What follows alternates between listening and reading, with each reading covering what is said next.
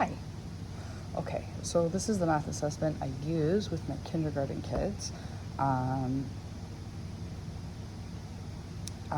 so this is actually a dog. This is a dog, and we're gonna clean his teeth. I usually use snap cubes for it here, like yellow snap cubes, and then they replace them with white snap cubes. But I only have green Play-Doh and pink Play-Doh.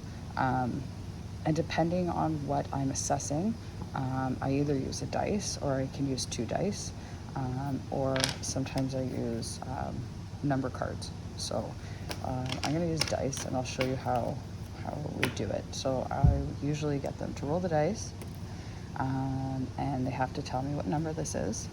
So one, and then they have to go take one green tooth and clean it, clean it, clean it, and replace it with a fresh tooth. And they'll keep doing this. So they would have to tell me what number that is, and then they'd have to show me. They'd have to count 1, 2, 1, 2, and then they'd have to replace it with 2. It would be the same with the cards. I would get them to like flip one over, and they would tell me like that's 8, and then I'd get them to take 8 teeth off. 3, 4, 5, 6, 7, 8, and I can listen to them counting, so I can see if they can count up to 10. And then they would have to replace the dirty teeth with clean teeth. And for my seniors, I sometimes use the two dice. So they would, I only have one, I'm so sorry.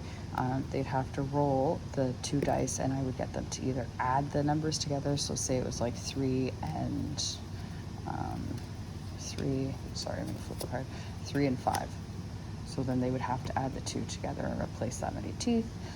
Sometimes if they can subtract, I would get them to subtract 5, take away 3, and you know, do those teeth for me.